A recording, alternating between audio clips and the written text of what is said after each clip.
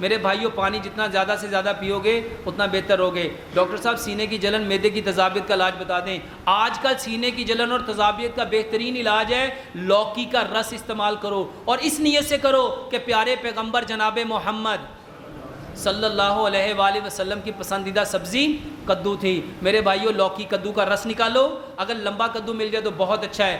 لوکی کا رس نکالو، اس میں 10 سے 15 پتے سبز دھنیے کے، 10 سے 15 پتے آپ اس میں پودینے کے ڈالو، اس کو رگڑ لو، اس کے اندر ڈالو، اور اس میں 1-2 قطرے لیموں کے ملا کے صبح دوپہر شام 1-1 گلاس پیو، بہترین علاج ہے۔ ڈاکٹر صاحب پیٹ کی چربی ختم کرنے کا نسخہ بتا دیں۔ پیٹ کی چربی اگر ختم کرنا چاہتے ہو تو میرے بھائیوں سب سے پہلے اس چیز کو روکو جو پیٹ کی چربی کو بڑھا رہی ہے، ادھر سے کم کرتے جاتے ہو، اس سے 2 گنا زیادہ کھاتے جاتے ہو۔